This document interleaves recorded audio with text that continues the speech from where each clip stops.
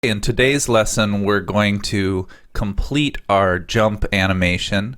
We've got our key poses and we've got a rough sense of our timing with our key test here. So let's just do a quick RAM preview and remind ourselves where we're at. And all this is looking pretty good, so we're ready to start the in-betweening process. Now, just like we did in the very first episode, we're going to follow a kind of structured procedure here. That'll really help with our efficiency and make sure we get the results we want quickly. So first thing we're going to do is take these keyframes off holds so that they can be interpolated. And keep in mind that we are using a default linear setting on all the position values, so we're not going to have any Bezier handles here. I definitely recommend that kind of general process when doing this, especially in these early stages. I also mentioned that we are going to be keeping our position values unseparated. If you are more comfortable with separated position values, you can go ahead and do that. But in general, with character work, I generally prefer keeping the values together and working with motion paths. It's just a little more intuitive, and it's a little more connected with kind of a more traditional approach, which is my background. So that's, again, sort of up to you. But in these lessons, I'm going to always be keeping, pretty much always, I guess I shouldn't say always, pretty much always be keeping those position values unseparated. Okay. So let's go ahead and get started. So one of the things we want to do here is we just want to make some basic timing decisions in terms of how we're going to interpolate these keyframes. So, for example, in the beginning here, we've got a relatively slow move starting out from the neutral position and crouching down into this position. Then we kind of spring up very quickly here. We're definitely going to want some ease here at the top when we float up in the air. And then we come to the stretch position, which then pretty quickly compresses into the squash and then back up into the neutral here. So one of the things we want to think about here is the kind of rhythm that we're trying to create here. Once again, I'd recommend looking at jump references or getting up and doing a jump, and you'll definitely see that the action of the anticipation and the push off the bottom is the fastest part. The hang in the air is the slowest part, and then again coming down the other side, the compression and recoil. Now, the recoil might end up being just a little bit slower, and then the settle back. The recoil from the recoil, to the settle back. That may end up being a little bit slower, but from the stretch position to the recoil to the squish on the ground here, that's going to happen very quickly as well. So we want to kind of start building this basic rhythmic pattern in immediately. And just like we were talking about earlier, I'm not going to take the time to figure out exactly which keyframes get this special treatment and which keyframes get this special treatment. I am still working just pose to pose. I'm just going to do blanket adjustments to these entire pose keyframes. Now, this, in the finessing process, some of that may be tweaked, but at this stage, I'm just looking at big, broad strokes, and that's again part of our process. We start broad, we start with the big poses, then we start to finesse, we start to add the in-betweens, we start to add the overlap and follow through, but we're working from broad strokes to detail. So, okay, let's start in here, and I'm going to start with just an easy ease out.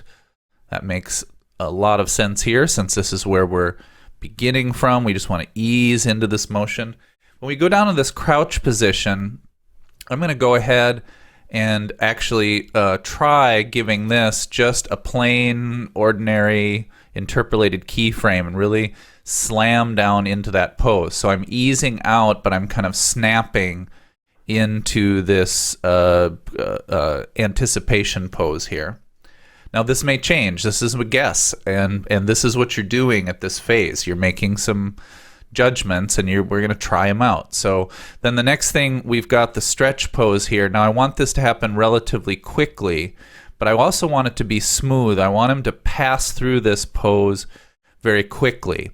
And that brings up a kind of a basic of using keyframes here. And I don't want to spend a lot of time on basic After Effects, but just to remind you that we basically have two kind of quickie options, and beyond that we have to go into the motion graph editor. But our quick options are, of course, eases, ease ins, ease outs, or an easy ease in, easy ease out, or an easy ease, which combines an easy ease in with an easy ease out on that keyframe. So we have that option. And remember that with an easy ease, we slow to a complete stop. When you look at that motion graph, that velocity just drops to the ground and then comes back up again. So we are completely slowing to a stop, or starting from a stop and slowing from a stop forward. The next option is the standard option is just the standard interpolated keyframe. And that's just going to take a linear movement coming in from one direction and then just push it out in a linear fashion on the other side.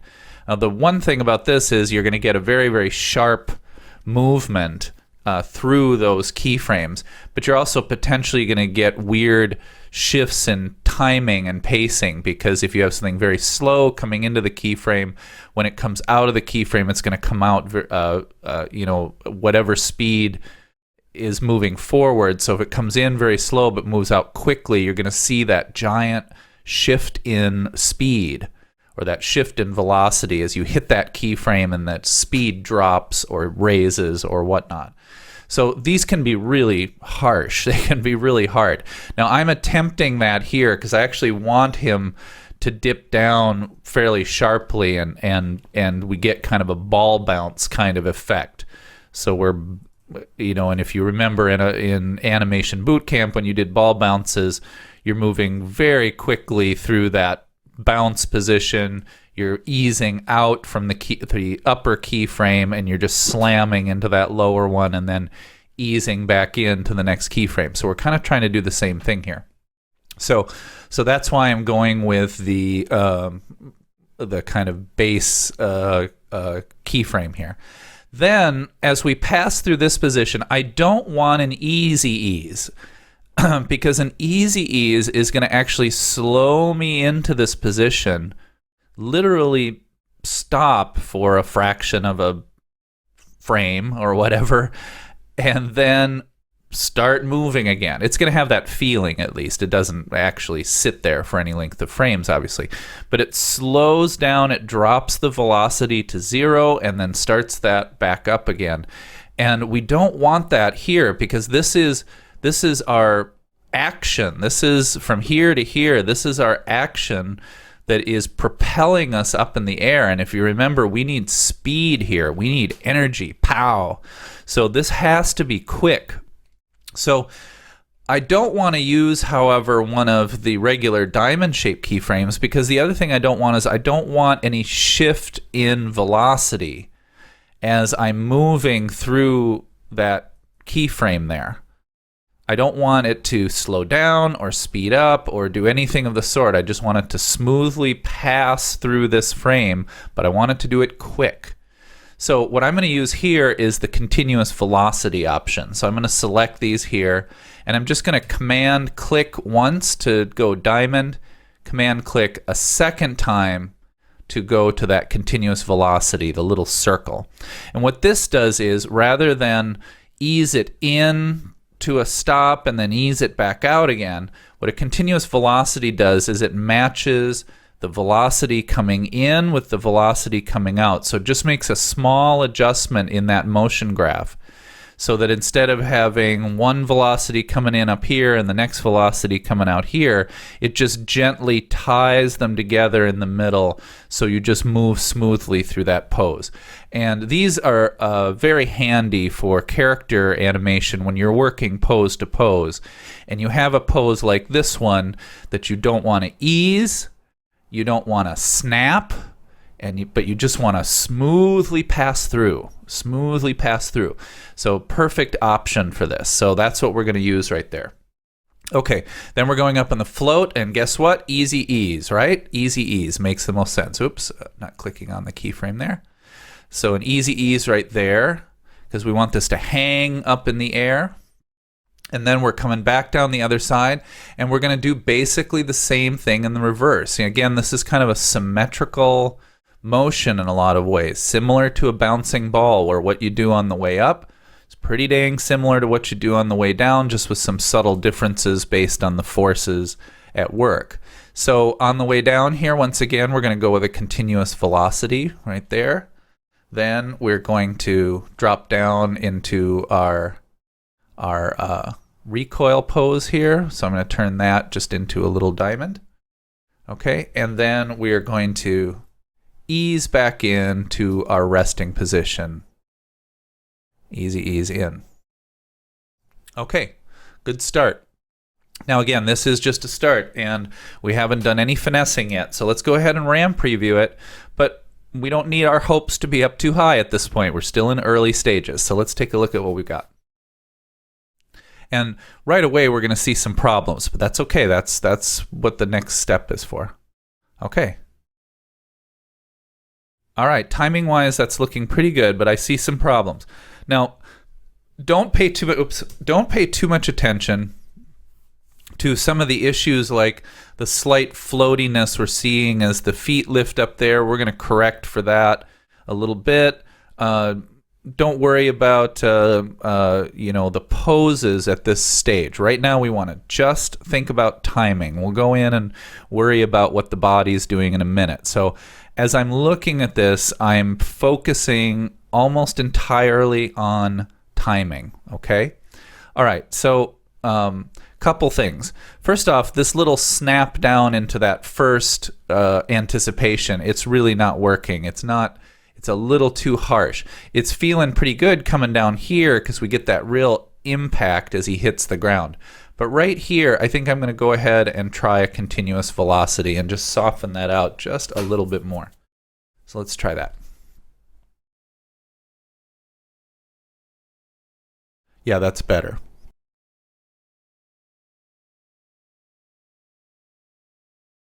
And the more as I analyze this, the more I think that the problem isn't so much that he's a little too slow as he goes up and down. I think it's that he's too slow when he pushes off and lands. I think that's actually more the issue, that the height is good and the speed on the jump is good, but we're not getting enough force to push him up, and we're not really feeling the force as well as we land. So what I'm going to do is I'm just going to speed up by 1 frame everything except the jump. So let's just speed up the whole mess. So I'm going to take a frame between those 2 keyframes. I'm going to take a frame out. Oops, take a frame out there. I'm going to take a frame out here and take a frame out here. And let's see what we got here. Now again, we still need to do some work on the legs and stuff, but right now I just want to look at timing. Oh, great. Okay, yes, that already feels like a lot better. You guys feel that? Now there's the feeling that there's enough force to lift him up off the ground. So it's a great indication here of the very, very important interplay between the poses and the timing. Our poses are correct, and we spent a lot of time on them. Now when you play back the animation and it's not feeling right, don't necessarily go in and start changing your poses until you've really explored all of your options with timing. And one of the things that you'll notice here, if you look at kind of the way we've ended up here and think about where we started with everything every 10 frames, what we've done here is we've created some big contrasts. Slower, faster, slower, slower, faster, slower. And just like we were looking for big contrasts in our poses, we're often, not always, but we're often looking for big contrasts in speed as well in order to create the kind of rich texture and dynamics that we're trying to create with our movement. So we've got a much stronger timing here. And I feel like now we're ready to go ahead and start looking at some finessing. Okay, so let's finesse our motion graph a little bit to make this easy ease into this position a little bit stronger. So we're going to basically just hit everything all as a blanket here. So I'm going to select all these keyframes here. And we're going to switch to the motion graph. And it looks like a big sloppy mess, but we'll make sure and sort this out. And what we're going to do is we'll take the eyes out of the equation here. We don't need those. And just about everything else I think we want in here. Now, before we make this adjustment, it's important to remember that you can only do this with standard position or rotation or even a slider attribute. All of those things you can adjust with the speed graph editor, but you cannot adjust checkboxes. So if you have a checkbox in your selection, you will not be able to do this. You'll get a little warning message. Now in this case, I have no checkboxes selected, but you might at some point. Just make sure you deselect any values that are not position, rotation, slider, angle, but no checkboxes. Those are gonna give you a warning, and you won't be able to make the adjustment. Now, the other thing I want you to remember is that a speed graph is measuring velocity, rate of change. So you can see here, because we have an easy ease, all of these values are all ending up at 0 velocity. It's coming literally to a tiny little stop where it loses all velocity and then begins to move again. Now, you may not always want that. In this case, it's going to work fine for us, but you may not always want that. You may want that to be a little softer and a little more continuous, so the character never quite hits that perfect stop. In that case, all you need to do is grab all these selections like we have them here and just drag the whole mess upwards vertically, and that will bring it up off of 0 velocity and increase the rate of change. So what'll happen, you'll still be able to put eases in, but it'll ease into that slightly higher rate of change and then ease out. So you'll get you won't get that kind of full stop. It'll be more of a smooth, continuous movement, which is sometimes really advantageous. Okay, let's go ahead and make that adjustment. We're just going to pull them all out together here. And I'm going to try to do it kind of equidistant here on both sides, kind of going by the halfway point in between here. And we'll RAM preview and see how this is looking. Now, this is going to require still more finessing, but let's just have a look here. Oh, great. It's already a nicer feeling of weight. I think the fall down feels pretty good. I think it's still the lift up that needs a little work. So let's go ahead and give it just a little more ease just on this side. So he's pushing up, and we get just a little more force going up. Oh yeah, that feels much better. Right now he kind of feels more like he's propelling himself up in the air, and then naturally dropping back onto the ground, and we're getting a much nicer just float there at the top of that pose. Easy eases are great, and there's a lot of occasions where just a simple easy ease will do you just fine, but you should never just accept them if your timing doesn't really feel right. You've got to get into the motion graph editor once you start to, really want to finesse things. Okay, great. This is feeling much better. So let's go back and take a look at some other issues here. Okay, the next thing we want to look at are the feet.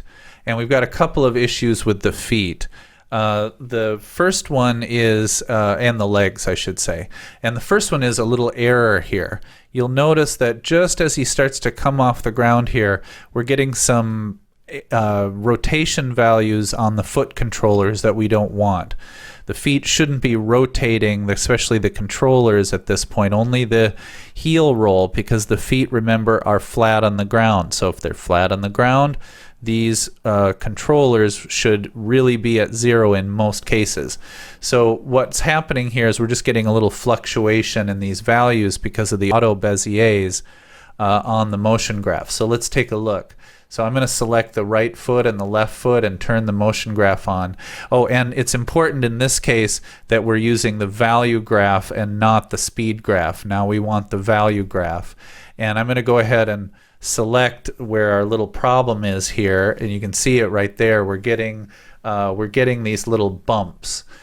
These little kind of bumpies here. So all we need to do is I'm just going to hit the Easy Ease button here, and I'm just going to smooth those out, just flatten out those Béziers, and that will remove our little wobble there. All right, really easy and simple. Okay, great. All right, now the next thing we want to look at are the way these little feet are reacting to the push off the ground, and we want to add a little overlapping action here. And what we want is for when he comes right off the ground here, you can see if you think about this big force he's exerting, he's pushing up, and the last thing that leaves the ground are his toes. That's the last thing that leaves the ground. And what's happening right now, if we just click forward, is they just kind of lift off the ground and just slowly shift into these little curled up positions here. But that doesn't make a lot of sense when you think about how much force is going through those toes on the last jump. You know, we start with the thigh and the calf, and then the heel lifts, and then the last thing is he snaps his little toe. So we would really expect some overlap here, to have that toe kind of continue to move as it comes off the ground, and kind of continue that snapping movement and keep rotating around. Now that's where both of these feet are going. So what we're going to do is we're just going to steal some of these values here, and we're just going to bring some of that influence forward, so that what happens is that as we come up off the ground, these feet curl under much more quickly. And I want him to curl under in like 2 frames. So here is where he's in contact with the ground, and I'm going to go forward 1, 2 frames, and right there is where I want that foot to kind of curl and roll under. So we're going to use the motion graph for this as well. So I'm going to grab the the angle values on the heel and the toe roll, and the rotation value of the foot overall. And I'm going to grab the same down here with the other foot. And we're going to turn on the motion graph here. And we want to use the speed graph for this. So for this, we're going to use the speed graph. And what I'm going to do is I'm going to actually, oops, I was already in position here. I want to go back to that position where I was 2 frames from this pose, 1, 2, so we can see what is happening. And I'm just going to grab these handles and pull them forward till we get those feet to start to curl. Okay, one's curling really good. In fact, I don't want to go a whole lot farther than that. Let's go just a little bit farther. Okay, go just a little farther. This one, though, I want to see if I can get that one to go just a little bit more. So let's look at those angles here. I think I'm at my limit. So let's instead try pulling back on these. Just a little bit. We'll get that guy to curl under just a little bit more. All right, we're not really getting a good curl there, so we may need to finesse this. Let's take a look at how it's looking overall, and if it looks good, we'll leave it. If not, we'll maybe have to add a keyframe there or something else. Boom. Oh, that's nice. No, I think that's working really well. But you can see what it's doing. It's giving us this extra little snap with those feet. Snap. Great. So it feels just a little more natural, and it really feels like that energy coming off the bottom of his feet. Boom, boom. Are snapping those feet much more quickly. We get a much nicer feeling there. And just a quick little interjection here. You'll notice that we haven't talked about changing or adding a curve to the motion path on the feet, on the foot controllers. Remember, in our first lesson, we made a point of adding that nice arc, and of course, arcing is one of our 12 principles. But in this particular case, this is sort of an unusual case, but in this particular case, because we're jumping straight up in the air, it's not really going to help us to add curvature to those movements of his legs, because most likely it's just going to diffuse the strong energy pushing him straight up. If we had his legs bending out backwards, which is what they would kind of more naturally do, is they would kind of arc out backwards, the effect would be that his feet would kind of kick out from under him and would look more like he was jumping forward, doing like a long jump rather than jumping straight up. So this is a rare occurrence where just having a plain straight line of action, just tucking right up under his legs, up under his body, is really more what we want. Now, this is a rare occurrence. Most of the time, we're going to be adding curvature to motion paths. This just isn't one of them. If you move ahead to the bonus lesson, we will be adding curvature for sure to the motion path of the hand controllers. Okay, great. So let's go back now.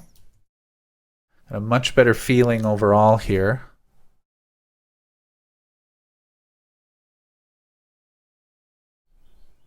All right, great. Yeah, I think this is working very well. I think now what we want to talk about is adding just a little more overlap and follow through in a few more spots.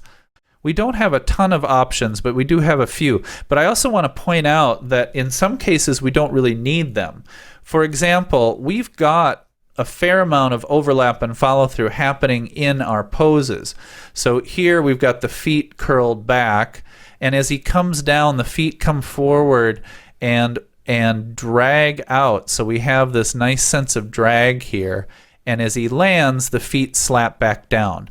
Now, we could, as we did in the first lesson, try to offset these things. But because this movement's so quick, if we were to try to offset, for example, the rotation values here on the toe and the bottom of the foot, we'll just take these all off a little bit and try to delay these. See, we start to get this weird junk happening. Oops, I guess we'd only want to do the toe and foot, but even so, we'll get super weird frames here that will not look good in animation. So it's just too fast. And we've basically already got it happening just through the posing. Slap. See, we get that overlapping action with the foot kind of already. I suppose the only thing I could do would maybe be to just delay the toe, so we just get a little bit of drag on the toe. But watch, once again, this movement is so quick. Did you even see that? I can't see that. It's so tiny. Okay, it's maybe there just a teeny little bit. And if you love it, then go ahead and leave it in. To me, not really worth the effort. Now, I've taken the time to explain it to you, but I'm just showing you how with these very fast movements, if you set up the keys right, doing a lot of offset is not necessarily going to give you a lot of reward. But there are some areas here where we can add some offset and have a little bit of fun and give it a little more of a natural feeling. So one of the areas that we can do this is with the squash and stretch. So the way this guy's working now, his squash and stretch is tied directly to the main key poses. And you can see it has a nice feeling to it, and we can feel that bit of flexibility and rubberiness. But if we wanted to make him feel even more flexible and in fact feel kind of jelly-like to a certain degree, kind of wiggly wobbly jelly type of feeling, then we can add some overlap and follow through into the squash and stretch. Now, you may not like this. This is starting to drift into areas of taste and versus style versus technique and so forth. But I'm going to go ahead and show you this and just show you what's possible. So now we've still got the situation where we've got these areas here that are very, very close together. So I don't want to offset these too much. But then we've got these keyframes here that are set quite far apart, and I can add quite a bit more offset to those. So let's start with just a one frame offset. So I'm going to grab all of the keyframes in the row, and I'm just going to offset them all by one keyframe. And then now I'm going to take the ones that can't really be more than that, which are these ones that are very close together. And the reason for that is if these start to encroach on the next keyframe, then you're starting to muddy your two keyframes. That can be dangerous. There are times where that may work, but I don't want to, for example, push this one over so now this key frame is lined up with this key pose, because that's going to start to throw things off in a way where I'm no longer delaying things, I'm starting to muddy the poses. So I don't want that. I just want to delay things a little bit. But now I can take these out of the equation. And I can go ahead and delay these others by another keyframe, and then this one here I'm actually going to go ahead and drag out even one more.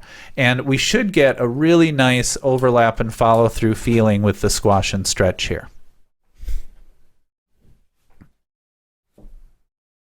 You especially felt it there when he landed, right? Jelly.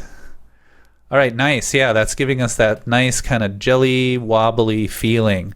And you can feel his sense of weight, I think, has been accentuated as well, especially boom, when he lands. You really feel that literally rippling up through his body. So there's a nice little bit of offset that we can add there.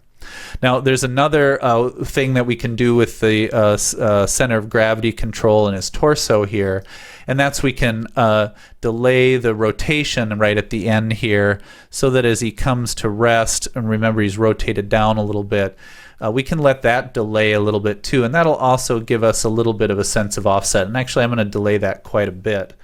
And notice I'm also making sure those don't end at the same time. Let's see how that looks to sort of soften our ending a little bit.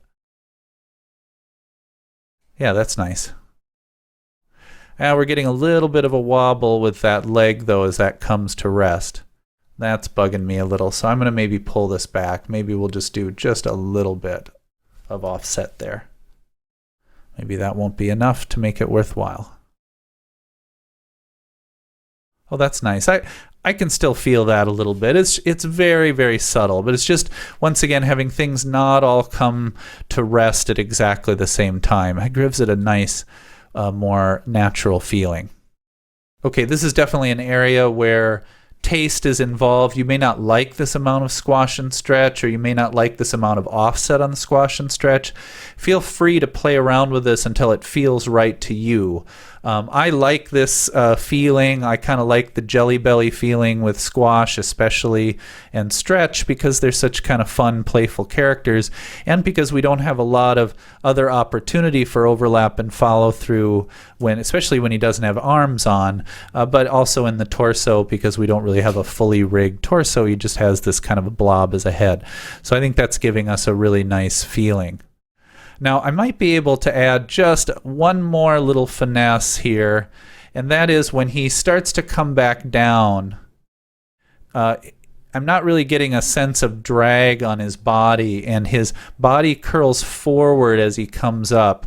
Might be nice to have his body kind of come down a little more heavily on this side, so that it feels a little more like the front part of his body is kind of dragging. So it goes up and then kind of pulls back on this side of the body and kind of drags down. So I'm going to put this kind of in the middle, and what I'm going to do is I'm going to take the rotation value here, and I'm just going to delay it a little bit so we get there a little bit earlier. That's also going to affect what happens coming up, so I have to see that. But it means he starts to rotate down a little bit sooner. So let's see how that looks.